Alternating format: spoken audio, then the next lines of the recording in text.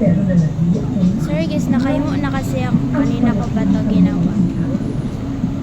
Isang tao na gagawin ang lahat. Nabuang na ka ng cellphone ba? Sige ya. Kung ano man ang kaso na hahawak kanina. Sa korte man o sa buhay. Kawali ako.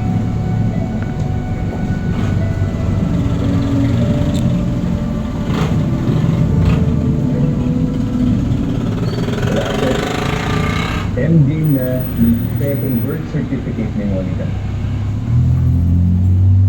Uy, ano pa mo?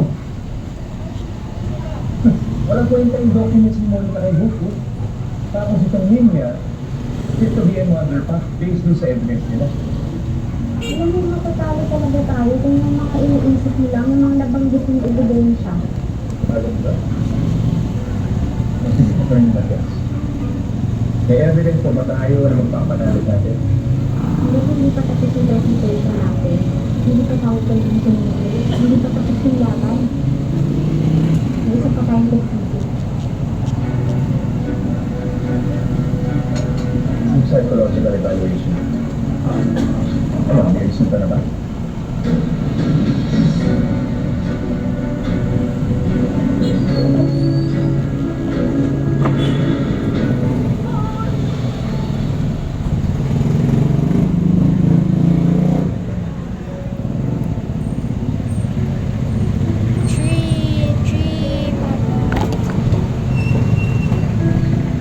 Your Honor, the night of the identifier, psychological evaluation of Mrs. Nina Smith, and we ask to have it marked as our exhibit A. Dok, ano mo nakasulat dyan sa psychological evaluation? In my evaluation, Mrs. Nina Oldemir is a person with alcohol use disorder with history of substance abuse. May I recommend regular counseling to be conducted to determine if the respondent is fit to assume full parental responsibility. Bam, bam, bam, bam, bam, bam. Yeah. Bam, bara, bam, bam, bam, Sa mga oras na to, bam. sa harapan ng korteng ito, fake na ho ba si Mrs. Oldemir to take custody of her child? Well, prioritizing the best interest of the child. Hanggat hindi pa nag-undergo ng counseling si Mrs. Ozdemir, hindi pa siya fit to have full parental custody sa ngayon, attorney. Your Honor, this proves na si Mrs. Ozdemir ay hindi pa completely cured and may render her unfit to take custody ng bata.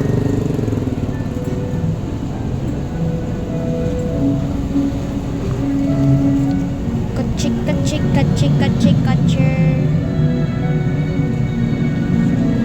Let's practice this person in her life.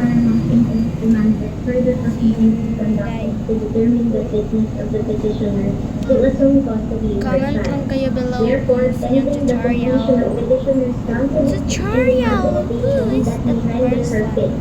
Custody of the child is granted to the only remaining next of 15 kin, Agosto. Monica only.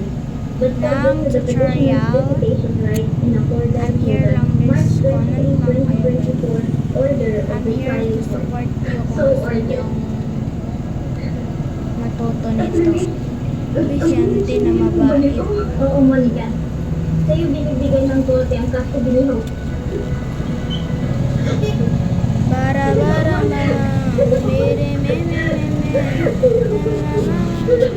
Congrats.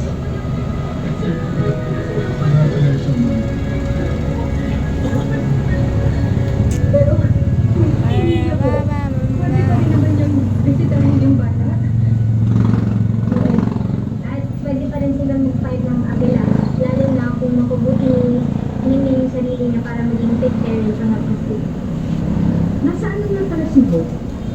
Pumasok sa eskwelahan ng bata.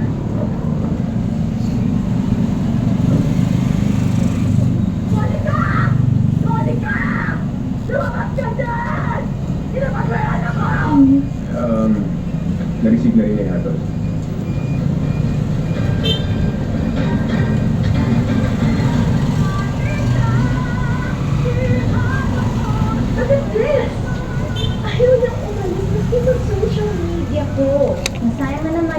cake na pambabash ko kay Lila kay Ino.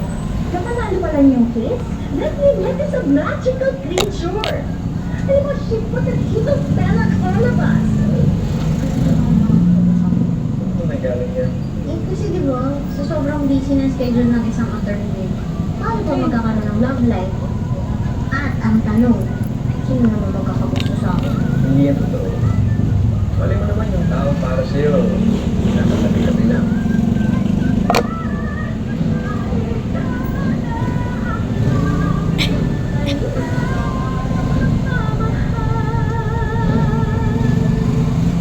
Say you.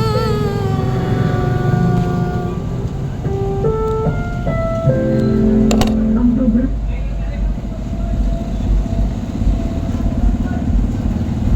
And sick, sick, sick about. May evidence po ba tayo? Mamaya.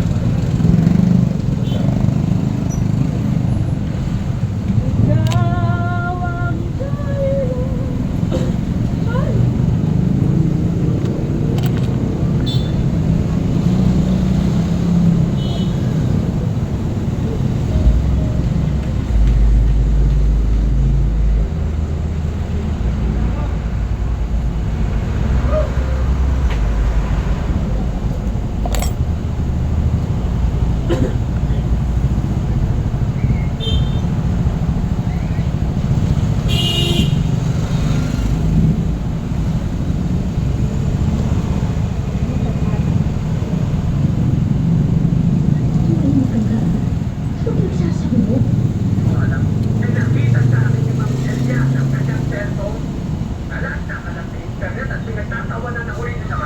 Bawag ka na naman? Tamang hinala ka? Hiniputan mo ako sa ulo. Ha? Hiniputan mo ako? Ha? Bam, bam, bam. Chip, chip, chip. Ah, bam, bam. Huwag kang malipot. Ang asin ko ulo mo. Diba na? Josie, oh. Nasasaktan yung mga bata. Pinuno sila. Wala pa na akong ginagawa. Alam mo, Josie, pupuli ka pa. Huwag ka sasabukin mo ang ulo ng anak mo. Pumili ka! Sa hirap ng buhay ay walang maaasahan tulong si Josie mula sa asawa niyang si Tope. Wala namang trabaho, nalululong pa sa kung ano-anong issue. At dahil dito, kahit masakit para kay Josie, pinimata niyang iniwan ang mga anak para makapagtrabaho sa Qatar bilang domestic helper.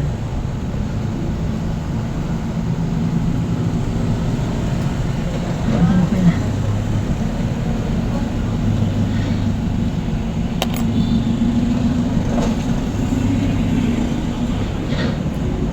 Ano yan? Iiwan mo ako para nangyayari sa katat. Ganun ba? Ano sinasabi mo? Sige, magtatrabaho ko doon. Kulang yung kinikita ko sa palengke. Kailan mo maliit na ubos ng paninda ko. Magtatrabaho ka lang sana.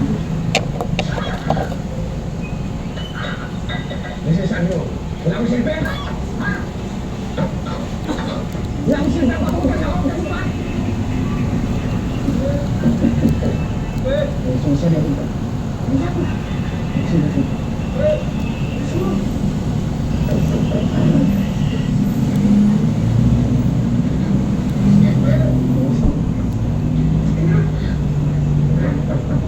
Dali lang po.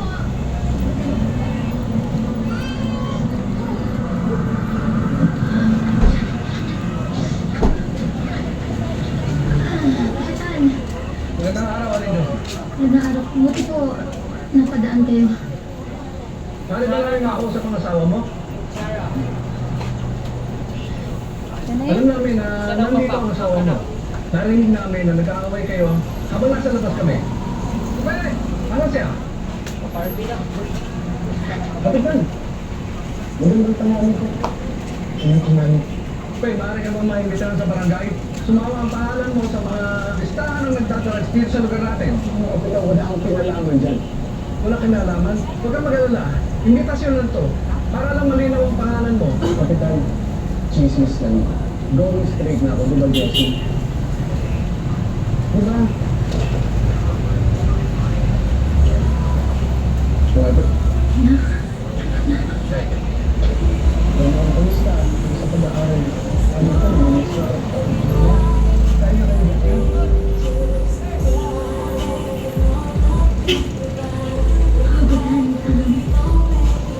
Sa totoo lang, pinusunan mo kasama ko. Napipinaw siya ng dalawa. Wala siya alam kung makakasarap sa inyo. Isang bait ka mo sa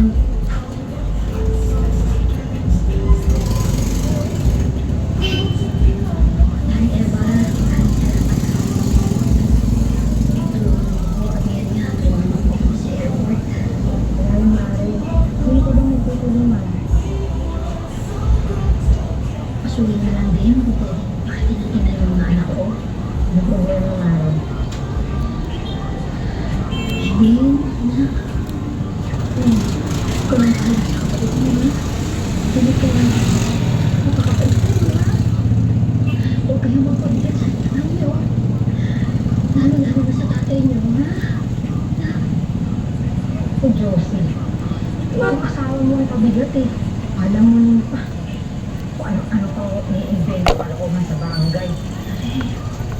Hindi mo bata. Ano pa bang kailangan marinig ng mga anak mo? Eh, kitang-kita naman na rin sa tatay nila eh. Pwede ko nga lang kukukin ng mga yan. Kaya lang, ay, sa pasada ka nito eh.